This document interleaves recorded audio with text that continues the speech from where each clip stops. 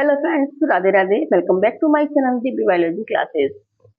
तो फ्रेंड्स, हम साइकोलॉजी की एक सीरीज पढ़ रहे थे जिसमें हमने एजुकेशन साइकोलॉजी को पढ़ लिया था। इसके बाद हमने अधिगम वाला टॉपिक शुरू कर दिया था। जो मेरे शॉर्ट नोट्स हैं उससे मैं आपको ये टॉपिक्स पढ़ा रही हूँ, जिसमें मैंने अधिगम की थ्योरीज को पढ़ाना शुरू कर दिया था, जिसमें हमने पावलव की है, थॉर्नडाइक की है, इसके अलावा स्किनर की थ्योरीज है। इन सारी और भी जो थ्योरीज हैं, व्यवहारवाद की जितनी भी थ्योरीज है उनको हमने पढ़ लिया था। आज हम पढ़ेंगे हम अधिगम की जो आगे की थ्योरीज आती हैं, जिनमें सबसे इम्पोर्टेंट टॉपिक है और इसमें हमेशा जब भी अभी तक जितनी भी एग्जाम्स हुई हैं सब में क्वेश्चन पूछे गए हैं, संज्ञानवाद। यानी संज्ञानवाद की जो थ्योरीज है, जिसको हम मुख्य रूप से जानते किसके लिए जाने जाते हैं, जीन पियाजे को जाना जाता है। तो इसकी थ्योरीज के बारे में पढ़ेंगे, इसकी पूरी मुख्य रूप से संज्ञानवाद में और भी जो मनोवैज्ञानिक है वो आते हैं, लेकिन सबसे जो इम्पोर्टेंट नाम है वो पियाजे का इसमें आता है। तो हम पियाजे की थ्योरी को पढ़ेंगे, साथ में इसमें कॉयलर, कोपका, बर्दीमर की थ्योरी पढ़ेंगे, टॉलमैन की है, फुट-लेवन की थ्योरी है। इन सबकी थ्योरीज को संज्ञानवाद में पढ़ने वाले हैं। तो हम शुरू करते हैं। इसका टॉपिक हमारा संज्ञानवाद, कॉग्निटिव थ्योरी जिसको बोलते हैं। फ्रेंड्स, मैं अपने ये आपको एक चीज बता दूं कि मैं जो आपको पढ़ा रही हूँ शॉर्ट नोट्स जो मेरे बनाए हुए थे उनसे आपको पढ़ा रही हूँ। इसके साथ ही इसकी जो पीडीएफ मैं अपने टेलीग्राम चैनल पे डाल रही हूँ। तो आपको अगर आप इन टॉपिक्स को अगर मेरे पीडीएफ के साथ और अगर मेरी वीडियोस को देख के अगर आप अच्छे से समझ लेके पढ़ लेते हो तो आपका पूरा साइकोलॉजी है वो बहुत अच्छे से क्लियर हो जाएगा। संज्ञानवाद, कॉग्निटिव थ्योरी जिसको बोला जाता है, इसमें क्या है कि इसका अध्ययन करते हैं। सबसे पहले इन्होंने बताया था कि जो संज्ञानवाद का मतलब होता है, संज्ञान हमारा किससे जुड़ा होता है, हमारी मानसिक क्रियाओं से जुड़ा होता है, हमारे माइंड से जुड़ा होता है। तो संज्ञानवाद का नाम आते ही आपके दिमाग में आना चाहिए कि जो सूचना इंफॉर्मेशन है किससे, मानसिक क्रियाओं के द्वारा जो होती है वो संज्ञानवाद होता है। तो इसमें लर्निंग क्या है, एक जटिल या सक्रिय प्रक्रिया होती है इनके अनुसार, या फिर जो मानसिक क्रिया है इसमें इंपॉर्टेंट मानी जाती है। सूचना संसाधन इंपॉर्टेंट है क्योंकि जो ब्रेन है वही हमारी इंफॉर्मेशन प्रोसेसिंग का काम करता है, इसलिए इसमें सूचना संसाधन है वो इम्पोर्टेंट माना जाता है। इसके अलावा जो संज्ञानवाद थ्योरी है उसमें व्हाइट बॉक्स का अध्ययन किया जाता है। जैसे हमने देखा था कि व्यवहारवाद में किसका अध्ययन किया था, ब्लैक बॉक्स का, जिसमें उन्होंने बताया था कि जो बच्चा होता है उसका दिमाग की कोरा कागज होता है और उसको बाद में अपने हिसाब से ढाला जाता है। जबकि संज्ञानवाद थ्योरी हमें बताती है कि जो व्हाइट बॉक्स होता है, हमारा जो दिमाग है वो व्हाइट बॉक्स होता है, जिसमें मन या आंतरिक क्रियाओं को स्वीकारा जाता है या वंशानुक्रम के अनुसार इसमें नहीं होती है। इसमें मानव प्रयोग पर बल दिया जाता है। मुख्य रूप से जो व्यवहारवाद थे उन्होंने पशुओं पर प्रयोग किए थे, लेकिन जो संज्ञानवाद है क्योंकि जो दिमाग से है इसमें मानसिक क्रियाओं पर आधारित है, इसलिए इसमें मानव प्रयोग पर अधिक बल दिया जाता है। ये लेटेंट लर्निंग, प्रेक्षक ऑब्जर्व लर्निंग और इनसाइट लर्निंग को बताता है। किसको, लेटेंट अव्यक्त को, प्रेक्षक और जो सिद्धांत है उसको ये समझाता है मुख्य रूप से। इसमें हम देखें अभी जो संज्ञानवाद का जो पिता के रूप में जाने जाते हैं, किसको जाना जाता है, पियाजे का, क्योंकि संज्ञानवाद में हमने एक ही नाम पढ़ा है मुख्य रूप से, वो पियाजे का नाम है।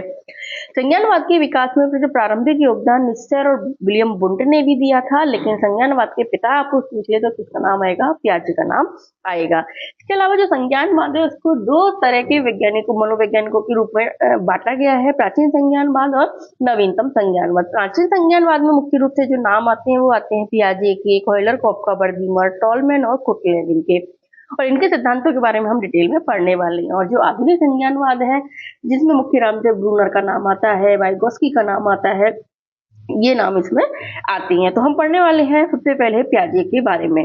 जीन पियाजे की जो थ्योरी है उसका एक एक वर्ड बहुत इंपॉर्टेंट है, इसके हर एक शब्द से क्वेश्चन आया हुआ है, इसलिए इस थ्योरी को आप बहुत अच्छे से पढ़ना।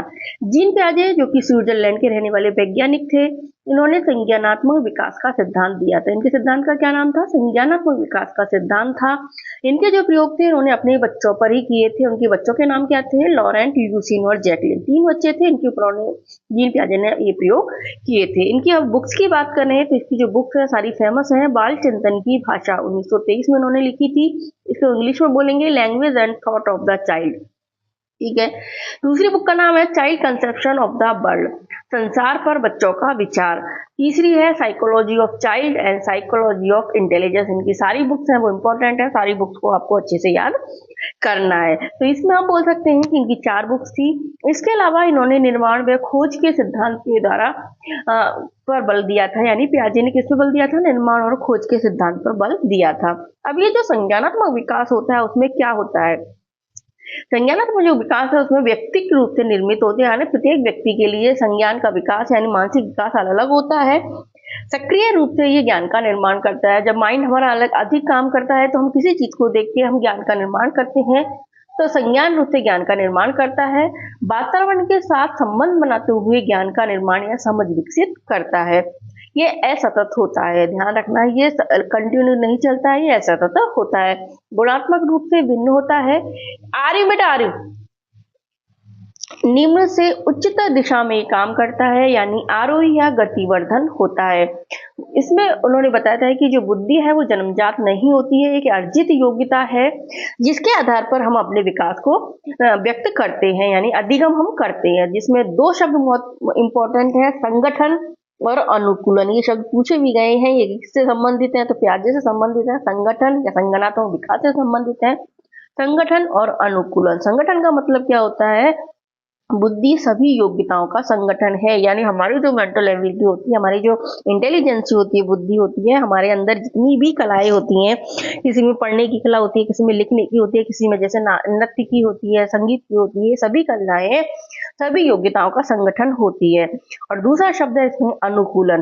दोनों शब्द आपको याद रखने हैं, बुद्धि की अर्जित योग्यता से संबंधित है। बुद्धि वातावरण के साथ अनुकूलित बनाती है, यानी बुद्धि है जिसमें हम कैसे भी जिस वातावरण में चले जाते हैं उसी के अनुरूप हमें अनुकूल उसके बना देती है। जैसे हम कहते हैं जैसा देश वैसा भेद, तो वो किससे होता है, बुद्धि के द्वारा ही होता है। दोनों शब्द याद रखना, संगठन और अनुकूलन। इसके अलावा है संज्ञानात्मक विकास के पक्ष। तो उन्होंने बताया कि संज्ञानात्मक जो विकास होता है उसके 3 पक्ष होते हैं। कौन कौन से पक्ष होते हैं, जैविक परिपक्वता होता है, ये सबसे इंपॉर्टेंट है। दूसरा भौतिक वातावरण से प्राप्त अनुभव है, यानी हम जो वातावरण में रहते हैं देखते हैं उससे हमें जो अनुभव मिलता है वो भी संज्ञानात्मक विकास में इंपॉर्टेंट है। तीसरा हम सामाजिक वातावरण से, यानी हमारे समाज से, परिवार से, विद्यालय से जो सीखते हैं, सामाजिक वातावरण से प्राप्त अनुभव है, वो भी हमारे संज्ञानात्मक विकास को प्रभावित करते हैं, लेकिन ये सबसे कम प्रभावित हमें करता है। इसमें बताया जाता है कि जो शिक्षण है वो शिक्षण में लचीलेपन पर जोर देता है। क्या किस पर देता है संज्ञानात्मक विकास जोर, शिक्षण में फ्लेक्सिबिलिटी या गतिशीलता या लचीलेपन पर बल देता है।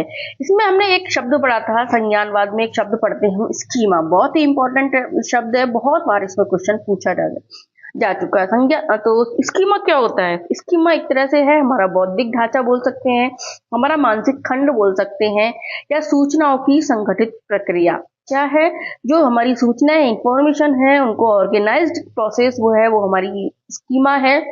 क्वेश्चन इस तरह से भी पूछा गया है कि स्कीमा क्या है, तो सूचनाओं की संगठित प्रक्रिया है, या फिर सूचनाओं की संरचना या स्ट्रक्चर भी हम इसको बोल सकते हैं, या फिर बोल सकते हैं सूचनाओं के संशोधन शक्ति है वो स्कीमा होती है, यानी सूचनाओं के संशोधन की शक्ति को क्या बोलते हैं, स्कीमा कहते हैं। या फिर ये बोल सकते हैं कि जो व्यवहार हमारा करने का तरीका होता है, तो जो वातावरण स्थित उद्दीपकों को जानने, पहचानने व समझने की जो शक्ति हमारे अंदर आती है वो स्कीमा के कारण ही आती है। यानी हमारे अंदर जो वातावरण किसी भी व्यक्ति के साथ या किसी और अन्य के साथ व्यवहार करने का तरीका है वो किस कारण से आता है, स्कीमा के कारण होता है।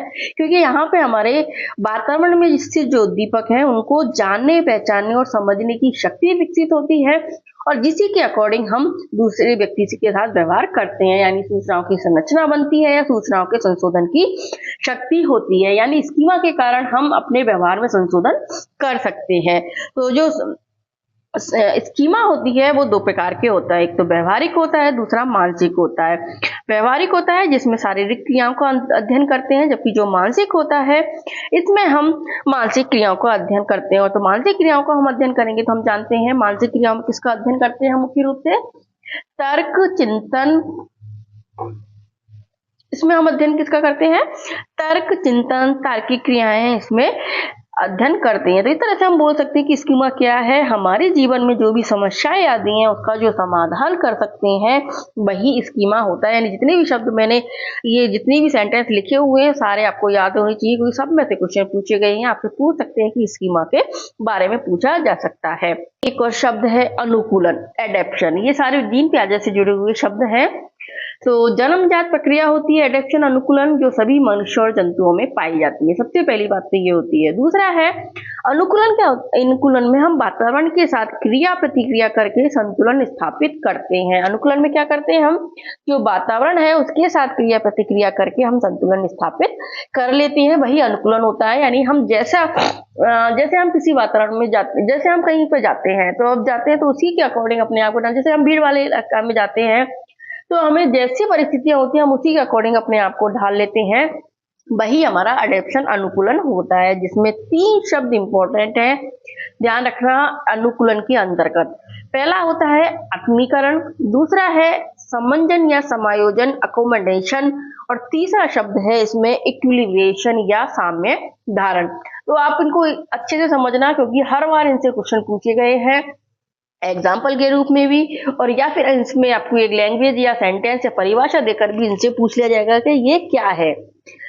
तो आत्मीकरण एसिमिलेशन क्या होता है, पूर्व ज्ञान या पूर्व स्कीमा की सहायता से आने वाली नवीन समस्या का समाधान कर देना, वो एसिमिलेशन होता है। क्या होता है, पूर्व ज्ञान या पूर्व स्कीमा की सहायता से आने वाली नवीन समस्या का समाधान कर देना एसिमिलेशन कहलाता है। यानी पूर्व ज्ञान से नवीन ज्ञान को जोड़ना। ध्यान रखना, आत्मीकरण एसिमिलेशन में हमारे पूर्व ज्ञान से हम नवीन ज्ञान को जोड़ते हैं, उस प्रक्रिया को एसिमिलेशन या आत्मीकरण कहते हैं। मैं इस पर जोर इसलिए दे रही हूँ क्योंकि इसमें से कई बार क्वेश्चन पूछे गए हैं।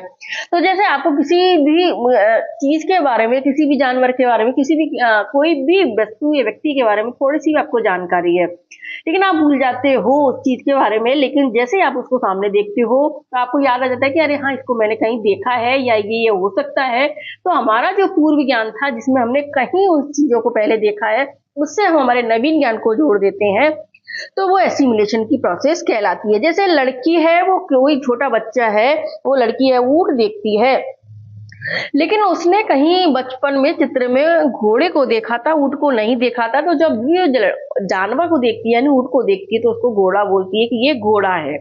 ठीक है, ये होता है हमारा पूर्व ज्ञान। यानी उसने कोई 4 टांगों वाला प्राणी देखा था, जिसे जानवर को उसने चित्र में देखा था, जिसे उसने घोड़ा बोला था।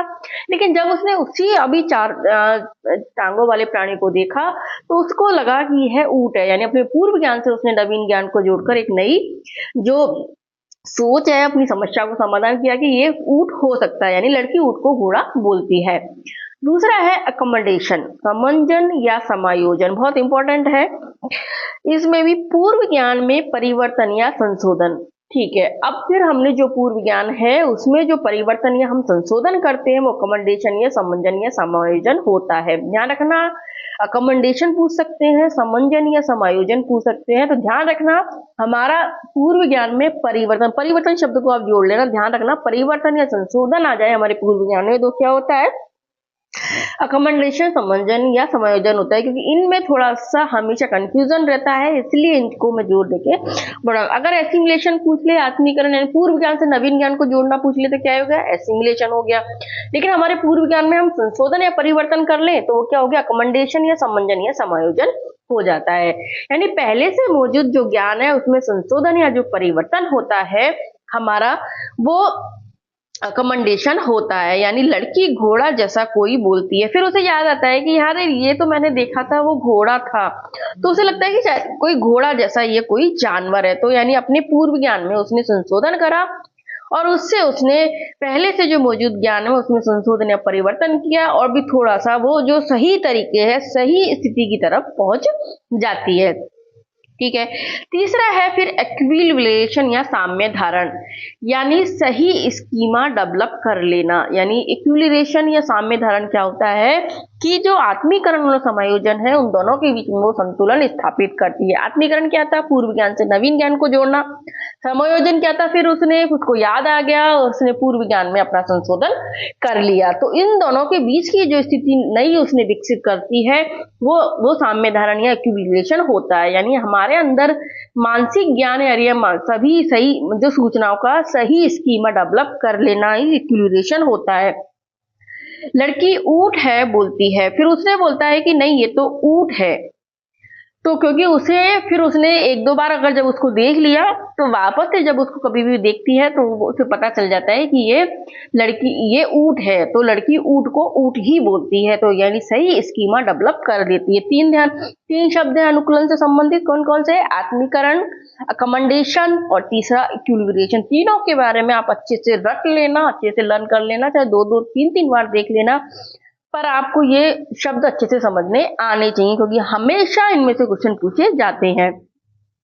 ठीक है, तो ये तो हमने पढ़ लिया इन्होंने जो मुख्य शब्द दिए थे उनके बारे में। अब हम पढ़ेंगे पियाजे ने विकास की जो अवस्थाएं बताई थी, उसमें उन्होंने 4 स्टेज बताई थी कि 4 स्टेज पर हम अधिगम करते हैं। तो अब आगे हम पढ़ते हैं पियाजे के विकास की अवस्थाएं। बहुत इंपॉर्टेंट टॉपिक है, इसकी एक एक लाइन एक एक सेंटेंस है, बहुत इंपॉर्टेंट है, आप अच्छे से इसको ध्यान से पढ़ना। इसकी 4 स्टेज होती है पियाजे के विकास की अवस्था। सबसे पहले तो यही क्वेश्चन बनता है कि कितनी स्टेज है? 4 स्टेज है। कौन कौन सी? एक तो होती है संवेदी गामक या सेंसरी मोटर स्टेज बोलते हैं। दूसरी अवस्था है प्री ऑपरेशनल या पूर्व संक्रियात्मक अवस्था होती है। तीसरी अवस्था होती है संक्रियात्मक अवस्था और चौथी होती है औपचारिक अवस्था इसकी होती है। तो पहले तो सबसे पहले आपको चारों अवस्थाओं के बारे में पता होना चाहिए कि कौन कौन सी अवस्थाएं हैं।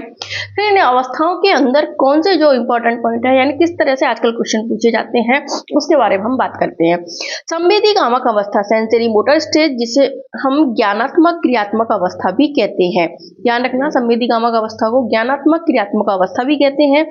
0 से लेकर 2 वर्ष तक की अवस्था को संवेदी गामक अवस्था माना जाता है। इसके अंदर का संवेदना प्लस शारीरिक क्रियाओं से सीखता है, यानी बच्चा ज्यादातर शारीरिक क्रिया ही करता है। इसके अलावा उसके अंदर जो संवेदना है उनका भी विकास होता है। तो जैसे भय है, अगर कोई चीज नहीं दो तो वो रोने लगता है, कोई चीज किसी भी चीज से वो डर जाता है या फिर जोर जोर से हंसता है उसको देख के।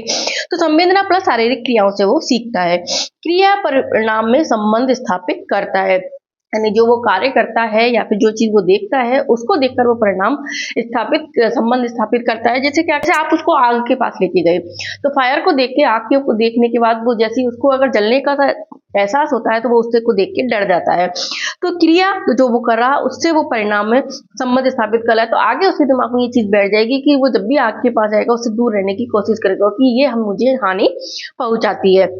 इसके अलावा स्मृति, ध्यान, जिज्ञासा का विकास प्रारंभ हो जाता है। उसके अंदर इस 2 साल की स्टेज के अंतर्गत बच्चे के अंदर स्मृति आ जाती है, मैंने छोटी छोटी चीजों को वो छोटी छोटी चीजों को याद रखने लग जाता है, ध्यान रखता है। जैसे आप उसको हर चीज में बेवकूफ नहीं बना सकती हैं। जिज्ञासा का विकास उसका प्रारंभ हो जाता है, यानी छोटी चीजों पे उसकी जो क्यूरियोसिटी है, पूछने की इच्छा है, वो बढ़ जाती है। वस्तु स्तर सबसे इंपॉर्टेंट है, यानी ऑब्जेक्ट परमानेंस है वो इस स्टेज के अंतर्गत आ जाती है। यानी 18 से 24 माह में वे वस्तु स्थायित्व को सीख लेता है, यानी ब्लैंकेट एंड बॉल स्टडी इसको कहा जाता है। ये क्वेश्चन भी आया हुआ है कि blanket and ball study stage किसके अंतर्गत आती है, और ये भी आया हुआ है कि वस्तु स्थायित्व कौन सी स्टेज में आता है, ध्यान रखना। इसके अलावा सहज क्रिया यानी रिफ्लेक्स, जैसे रोना, चिल्लाना, हंसना, पकड़ना वाली सारी क्रियाएं वो करने लग जाता है। अब इसके आधार पर जो सहज क्रिया रिफ्लेक्स वो करता है, रोना, चिल्लाना, हंसना, पकड़ना, उसके आधार पर इसमें 6 गौण इसकी प्रतिक्रियाएं बताई गई है। कौन कौन सी 6 प्रतिक्रियाएं? जैसे सबसे पहली है सहज प्रतिव्रत क्रिया। सबसे पहली क्रिया होती है शिशु के अंतर सहज प्रतिव्रत क्रिया, जो कि 0 से 30 दिन तक चलती है, यानी 1 महीने तक। तो 1 महीने तक बच्चा चूसने का, यानी या तो अंगूठा चूसता है या फिर फीडिंग करता है, तो वो केवल चूसने का काम करता है। दूसरी है प्रमुख वृत्तीय प्रतिव्रत क्रिया, 1 से 4 माह के अवधि में। तो 1 से 4 माह के अवधि में जो बच्चा है मंथ में हंसना, रोना, चिल्लाना, चूसना, ये सारी क्रियाएं वो सीख जाता है। यानी जो जो हालांकि रोना तो बच्चा स्टार्टिंग से सीख जाता है, लेकिन जैसे धीरे धीरे हंसना, थोड़ा थोड़ा चिल्लाना, ये सारी क्रियाएं वो दूसरी स्टेज में सीखता है, प्रमुख वृत्तीय प्रतिवर्त क्रिया में। तो इन क्रियाओं को और वो बार बार रिपीट भी करने लग जाता है। तो आप ऐसे इन क्रियाओं को जब याद करोगे, ध्यान रखना पियाजे की स्टेज को याद करने से पहले आप हर जो एज के बच्चे को एक बार इमेजिन करके उसको पढ़ोगे तो आपको अच्छे से ये चीजें याद हो जाएंगी। तीसरी क्रिया है गौण प्रतिव्रत क्रिया। 4 से 8 माह के बच्चे में ये प्रक्रिया पाई जाती है, जिसमें उसमें गामक क्रियाएं शुरू हो जाती है, यानी किसी चीज को पकड़ना, छोड़ना, खेलना, भागना, थोड़ा थोड़ा सा, ये सारी क्रियाएं उसमें चालू हो जाती है। चौथी अवस्था है गौण स्कीमेटा अवस्था, जो कि अवस्था की एज क्या है 8 से 12 माह की एज होती है और इसका उद्देश्य है उसमें साधन में अंतर करना, यानी वो जो चीज उसके पास है उनमें अंतर करना सीख जाता है। ए बी खोज त्रुटि विधि का प्रयोग इसी ही अवस्था में किया जाता है। इंपॉर्टेंट है, क्वेश्चन आया हुआ है कि गौण स्कीमेटा अवस्था में कौन सी विधि का प्रयोग करते हैं, तो ए बी खोज त्रुटि विधि का इसमें प्रयोग किया जाता है। पांचवी अवस्था है तृतीय प्रतिव्रत क्रिया, 12 से 18 माह की स्टेज में ये होती है, जिसमें प्रयास व त्रुटि से वस्तुओं के गुणों की खोज करना वो सीख जाता है। ध्यान रखना, पांचवी अवस्था में क्या सीखता है, प्रयास व त्रुटि से वस्तुओं के गुणों की खोज करना सीख जाता है। 6 अवस्था है मानसिक संयोग द्वारा साधनों के खोज की अवस्था, यानी 18 से 24 माह की अवस्था है मानसिक संयोग द्वारा साधनों की खोज की अवस्था है, जिसमें वो मानसिक क्रियाएं करना सीख जाता है। तो यह है संवेदी गामक अवस्था, सेंसरी मोटर स्टेज, जो पियाजे की 0 से 2 वर्ष उन्होंने बताया, जिसमें ज्ञानात्मक क्रियात्मक अवस्था इसको बोलते हैं। साथ में वो वस्तु स्थायित्व को सीखता है, संवेदना और शारीरिक क्रियाओं के द्वारा सीखता है। ये कुछ इंपॉर्टेंट पॉइंट्स हैं जो आपको याद होने चाहिए। और दूसरी अवस्था है इसकी, फिर हम मानते हैं पूर्व संक्रियात्मक, इंग्लिश में क्या बोलते हैं, प्री ऑपरेशनल स्टेज।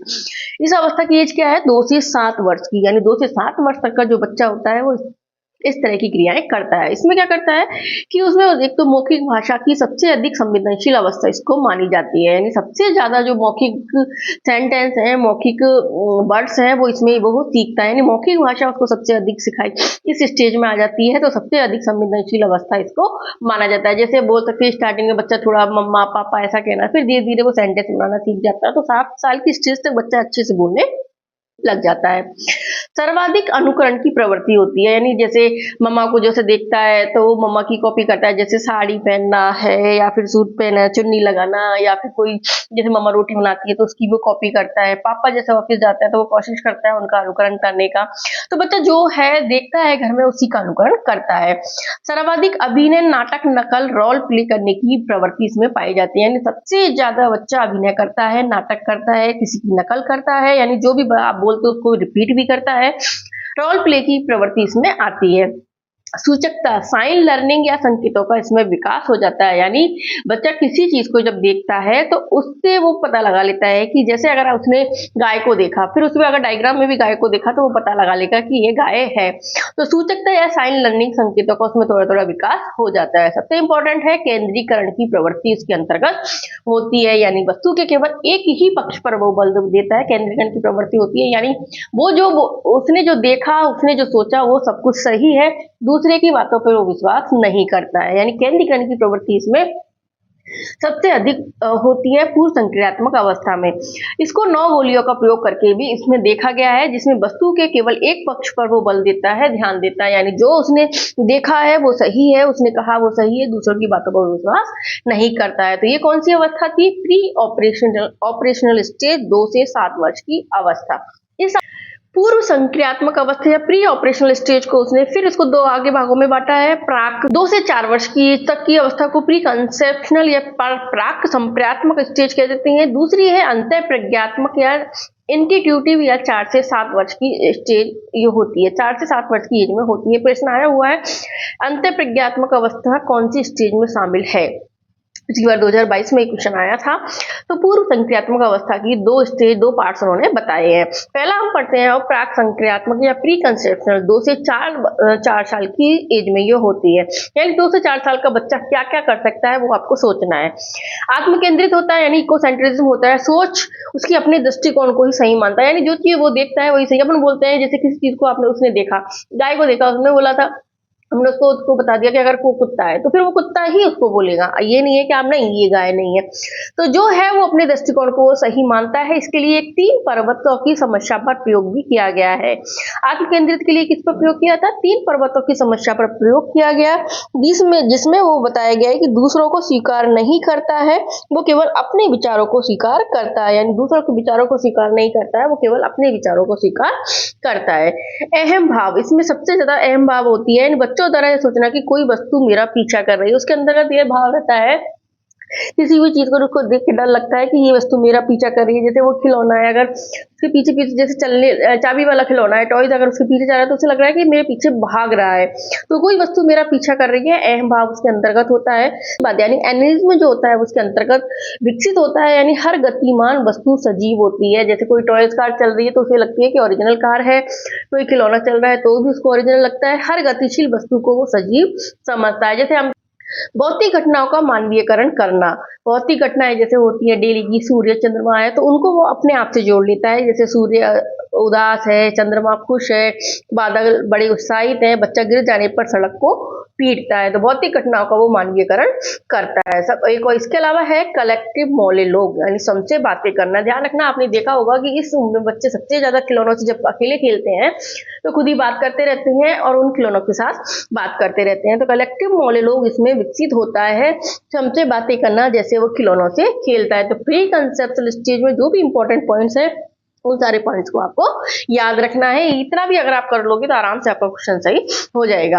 अंतः प्रज्ञात्मक या इंट्यूटिव स्टेज जिसको बोला जाता है, ये 4 से 7 वर्ष की एज में होती है। इसमें थोड़ा थोड़ा बच्चा जब थोड़ा बड़ा होता है तो आप देखा होगा कि 5-6 साल का जो बच्चा होता है उसमें चिंतन में क्रमबद्धता का अभाव होता है। यानी उसमें सोचने की शक्ति तो विकसित हो जाती है लेकिन वो क्रमबद्धता नहीं होती है कि एक जैसी चीजों का वो सोच सके। अनपलटन का दोष उसमें पाया जाता है, यानी उत्क्रमण का अभाव होता है। ये एक चीज को अगर जैसे वो 1 into 2 करेंगे तो हम वो बोल देगा कि 2 होते हैं, ठीक है, लेकिन उससे अगर हम पूछ लें कि 2 into 1 कितने होते हैं तो वो नहीं बता पाएगा। यानी अनपलटन का दोष होता है, उसमें उत्क्रमणीयता का अभाव होता है, यानी अनुत्क्रमणीयता पाई जाती है, वस्तुओं को वो अपोजिट नहीं कर पाता है। ठीक है। सहज चिंतन या जादुई चिंतन की शुरुआत उसमें हो जाती है, यानी छोटा छोटा थोड़ा थोड़ा चिंतन करना वो शुरू कर देता है अपने आप में। जैसे आप बोलते हो कोई भी चीज को देख के चिड़िया ले गई तो वो सोचने लगता है कि चिड़िया है ही नहीं, कहाँ से लेके जाएगी। तो सहज चिंतन जादुई चिंतन की शुरुआत उसके अंतर्गत हो जाती है। साधारण मानसिक क्रियाओं को वो शुरू कर लेता है, जैसे जोड़ बाकी गुणा भाग गणितीय क्रियाओं को वो कर लेता है। हमने देखा होगा 6-7 साल का बच्चा जो मैथ में थोड़ी चीजें जोड़ बाकी सीख जाता है तो जोड़ बाकी गुणा भाग गणितीय क्रियाएं वो कर लेता है। तो अंत प्रज्ञात्मक अवस्था में हमने देख लिया कि क्या क्या इसमें चीजें पाई जाती हैं। चिंतन में क्रमबद्धता का अभाव, अनपलटन का दोष होता है उसके अंदर, सहज चिंतन जादुई चिंतन की शुरुआत हो जाती है, साधारण मानसिक क्रियाओं को वो शुरू कर लेता है। तो ये सारी स्टेज इसके सारी जो बातें हैं वो इसके अंतर्गत आती हैं। हम तीसरी अवस्था पढ़ते हैं इसकी, मूर्त संक्रियात्मक अवस्था। इंपॉर्टेंट स्टेज है।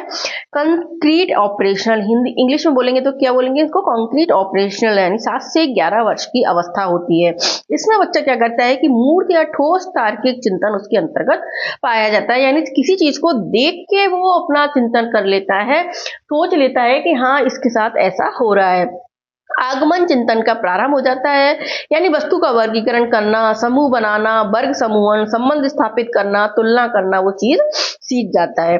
क्रमबद्धता या जटिलता उसमें पाई जाती है, यानी थोड़ी थोड़ी चीजों को वो अच्छे से करने लग जाता है। उत्क्रमणशीलता, पलटन या विलोमता का विचार पाया जाना, अब उसमें उत्क्रमणशीलता का विचार आ जाता है। तो ध्यान रखना, अंत प्रज्ञात्मक अवस्था में उसमें अनुत्क्रमणिता होती है, लेकिन कंक्रीट मूर्त संक्रियात्मक अवस्था में उसमें उत्क्रमणशीलता या पलटन या विलोमिता का विचार आ जाता है। यानी अब वो उल्टे तरीके से भी गुणा करना है, मल्टीप्लाई करना, भाग देना, इस चीजों को सीख जाता है, एम भाव को छोड़ देता है। अब ये छोड़ना कि बच्चा सोचता है कि कोई वस्तु उसका पीछा कर रही है, उसे समझ में आ जाता है कि ये सजीव वस्तु है, निर्जीव वस्तु है, तो एम भाव को छोड़ देता है। संरक्षण, कंजर्वेशन का योगदान होता है उसमें।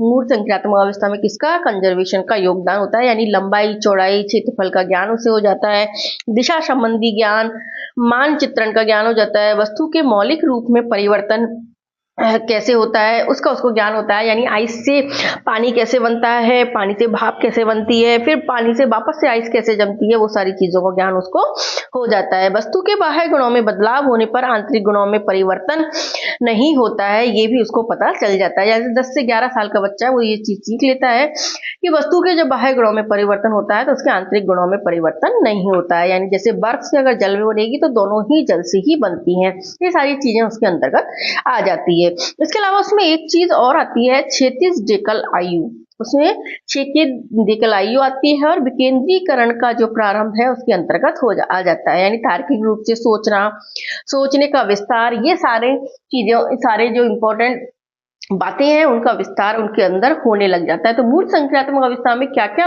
इंपॉर्टेंट पॉइंट्स हैं उनको आपको ध्यान रखना है। जैसे आगमन चिंतन का प्रारंभ है, मूर्त ठोस तार्किक चिंतन का पाया जाना है, उत्क्रमणशीलता, पलटन, विलोमिता का विचार, अहम भाव को छोड़ना, कंजर्वेशन का योगदान है, वस्तु के बाह्य गुणों को देखकर आंतरिक गुणों में परिवर्तन नहीं होता है, ये पता चल जाता है। क्षितिज डेकल आयु और विकेंद्रीकरण का प्रारंभ उसके अंतर्गत हो जाता है। ठीक है, अब अगली स्टेज है हमारी औपचारिक संक्रियात्मक अवस्था, फॉर्मल ऑपरेशनल स्टेज, जो कि 11 से 15 वर्ष तक शुरू होती है। किसी में 12 से 15 भी माना गया है, कोई इसको 11 से 15 मानता है, लेकिन मोस्टली पियाजे ने इसको 11 से 15 वर्ष की अवस्था ही माना था। अमूर्त चिंतन का इसमें विकास हो जाता है, यानी मूर्त तो पहले से ही होता है और अमूर्त चिंतन का विकास भी इसमें आ जाता है। वस्तुनिष्ठ या व्यवस्थित चिंतन होता है। ध्यान रखना, ये कौन सी स्टेज है जिसमें बच्चा आता है, किशोर अवस्था में बच्चा आ चुका होता है। तो सारी जो अच्छे से उसका माइंड भी विकसित हो जाता है, उसकी बॉडी जो बैलेंस है वो भी विकसित हो जाता है, सारी जो क्रियाएं हैं मानसिक क्रियाएं उसके अंदर विकसित हो जाती हैं। तो औपचारिक चिंतन, निगमन चिंतन उसमें चालू हो जाता है, सभी मानसिक संप्रत्तियों का अधिकतम विकास हो जाता है। परिकाल्पनिक निगमन तार्किक योग्यता का उसमें विकास होता है। हाइपोथेसिस, डिडक्टिव रीजनिंग, ध्यान रखना इंपॉर्टेंट है।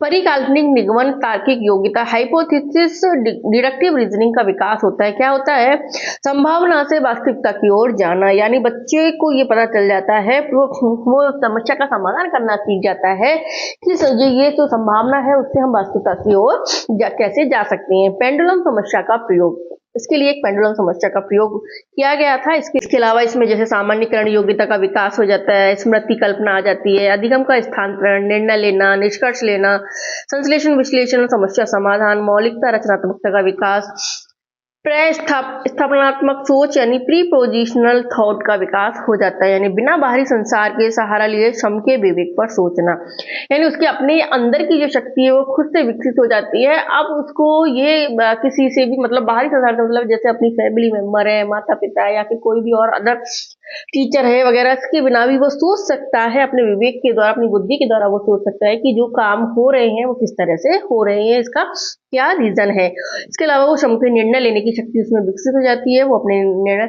ले सकता है, और विकेंद्रीकरण अवस्था है उसमें पूर्ण विकसित हो जाती है। ये भी इंपॉर्टेंट है, यानी उसके अंतर्गत विकेंद्रीकरण जो अवस्था है वो पूर्ण रूप से विकसित हो जाती है।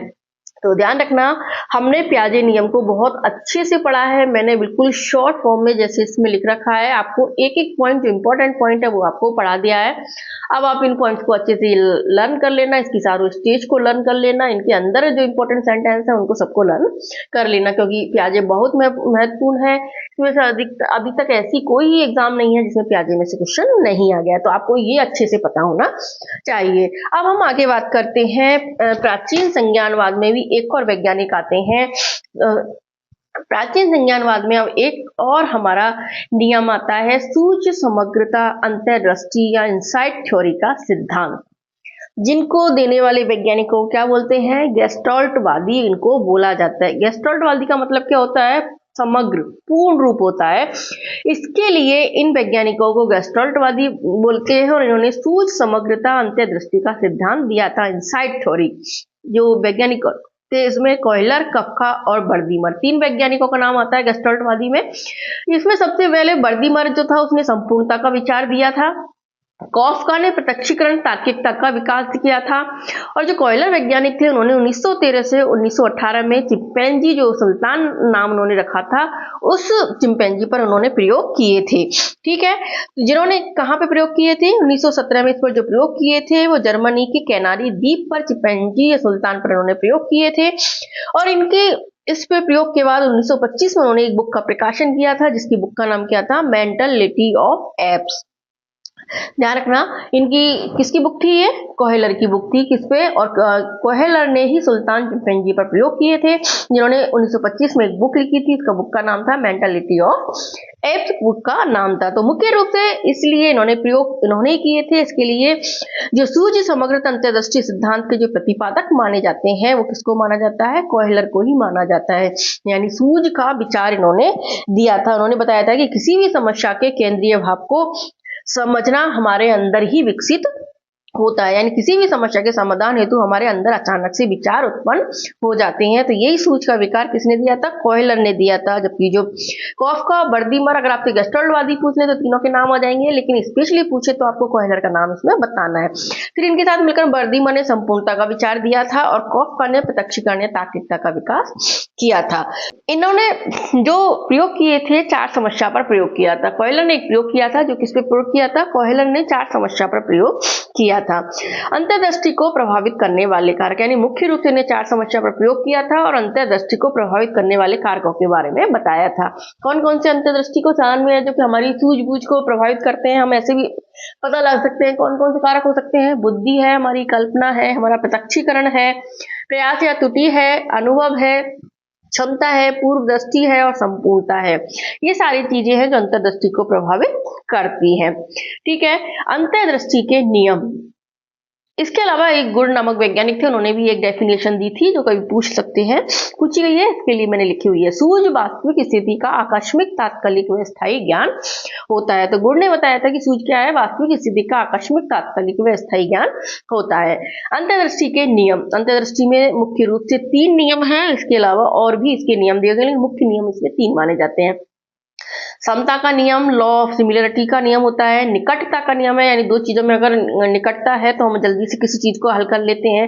निरंतरता का नियम जिसमें दिया गया है। सरलता का नियम दिया है। सममिति का नियम है, यानी समान आकृति दूर दूर स्थित होने पर भी संपूर्ण रूप में दिखाई देती है। जैसे हम पढ़ते हैं ना समबाहु त्रिभुज वगैरह, तो 2 आकृति अगर एक दूसरे के समान है तो हमें संपूर्ण रूप में दिखाई देती है। समागम का नियम है, अधूरी चीज को संपूर्ण रूप में देखना, ये भी इसके अंतर्गत आता है। परिणाम का नियम है, यानी हम जो करते हैं उसका हमें जो परिणाम मिलता है वो भी हमारी सूझ पे निर्भर होता है। तो इसके अंतर्दृष्टि के नियम जो है, इसमें मुख्य रूप से 3 नियम है। इसके अलावा जो एक्स्ट्रा नियम भी दिए हुए हैं, तो ध्यान रखना 3 नियम में तो समता का नियम आ जाएगा, निकटता का नियम, निरंतरता का नियम है। ठीक है, इसके अलावा कुछ और नियम जैसे सरलता का नियम, सममिति का नियम, समागम का नियम, परिणाम का नियम भी इसके अंतर्गत आते हैं।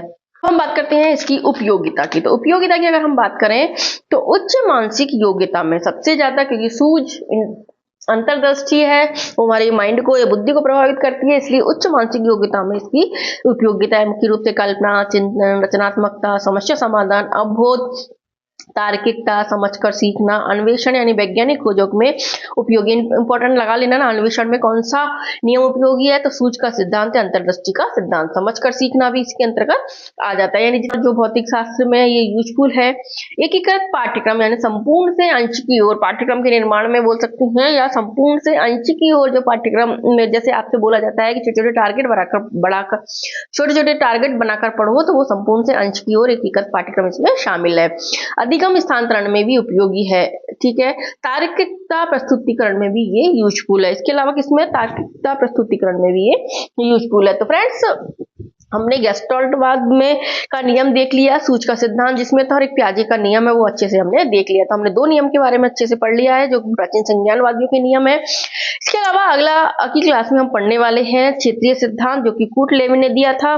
एडवर्ड टॉलमन का सिद्धांत, जो कि संकेत अधिगम है, जो कि प्राचीन संज्ञानवादी है। और इसके अलावा जो आधुनिक संज्ञानवादी हुए थे, बांडोरा और उनके नियम का, और ब्रूनर, उनके नियम के बारे में हम पढ़ने वाले हैं। फिर हम पढ़ेंगे निर्मितवादियों का सिद्धांत, और इसके साथ ही हमारा अधिगम वाला जो टॉपिक है वो खत्म हो जाएगा। तो आप इसके नोट्स अच्छे से बना लेना, शॉर्ट नोट्स तैयार कर लेना, क्योंकि सारे नियम इसके इंपॉर्टेंट हैं। अधिकतर आजकल इसमें से जो पहले नहीं पूछे जाते थे, उन वाले वैज्ञानिक उन सिद्धांतों में ज्यादा पूछे जा रहे हैं। तो प्लीज आप इनको अच्छे से पढ़ लेना और अपने नोट्स बना लेना। इसकी पीडीएफ मैं अपने चैनल पर, टेलीग्राम चैनल पर डाल दूंगी, आप वहां से देखकर समझ सकते हो।